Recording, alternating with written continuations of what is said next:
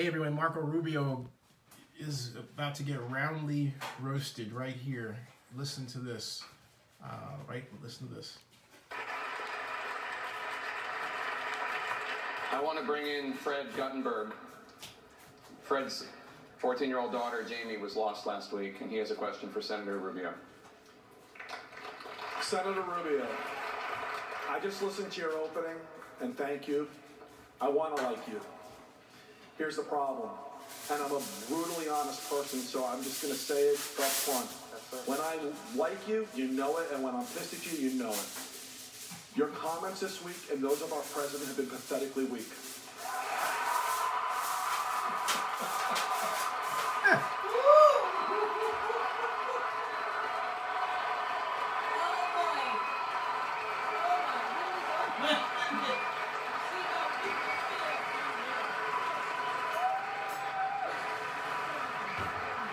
So, you and I are now eye to eye, because I want to like you. Look at me and tell me guns were the factor in the hunting of our kids in this school this week. And look at me and tell me you accept it and you will work with us to do something about guns.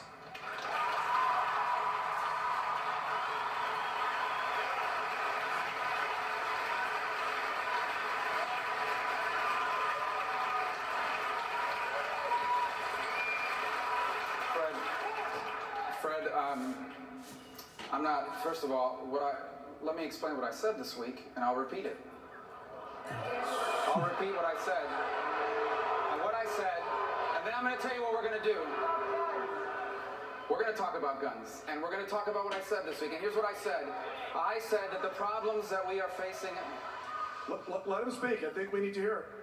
I'm saying that the problems that we're facing here today cannot be solved by gun laws alone.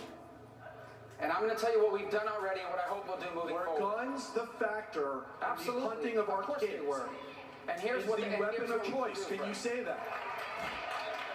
Number one, Fred, I absolutely believe that in this country, if you are 18 years of age, you should not be able to buy a rifle, and I will support a law that takes that right away. Fantastic.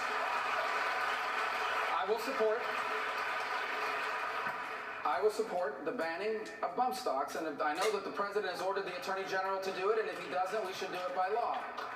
I will support changing our background system so that it includes more information than it includes now, and that all states across the country are required or incentivized to report all the information into it.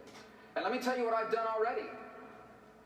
Last year, when we came up with our budget in the Senate, I pushed for and got approved $50 million a year through the Sandy Hook Initiative to provide a threat assessment fund for all states to be able to stand up in each of the school districts a way to identify people who could potentially do this and get ahead of it before it happens.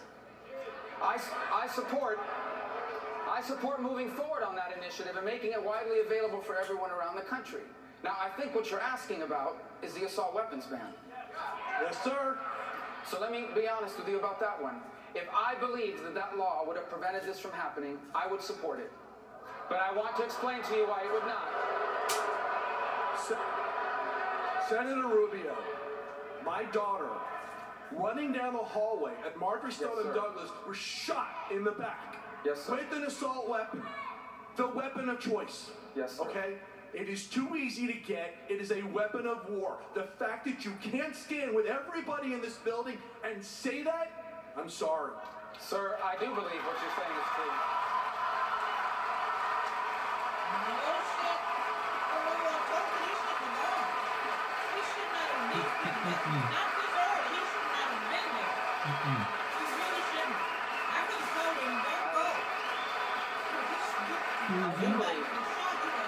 I do believe what you're saying is true. I do believe what you're saying.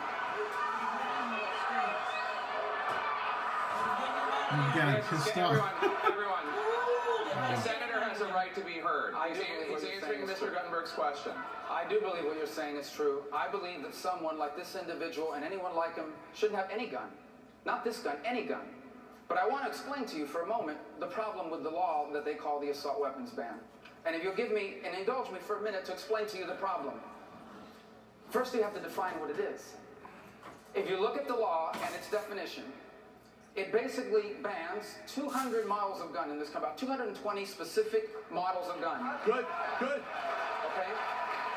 But it allows legal 2,000 other types of gun that are identical. Identical. In the way that they function, in how fast they fire, in the type of caliber that they fire, in the way they perform, they're indistinguishable. I got this on video. Hold on. And the only thing that separates the two types, is if you put a plastic handle grip on one, it becomes banned. If it doesn't have a plastic handle grip, it does not become banned. So let me explain, if I may, just for a moment more. Are you saying you will start with the 200 and work your way up? I would explain to you what has happened. It's a place to start. We can do that. Well, but let me explain to you what's happened. So in New York, they have passed that ban. And you know what they've done to get right around it? It took them 15 seconds to do it. They simply take the plastic tip off of it. They just take the plastic grip off the front or the back, so we don't the same gun, and it becomes legal. Performs the exact same way. So what my belief remains, that rather than continue to try to chase every loophole that's created, it's why it failed in '94, it's why they're getting around it now in California, it's how they get around it in New York, is we instead should make sure that dangerous criminals, people that are deranged, cannot buy any gun of any kind.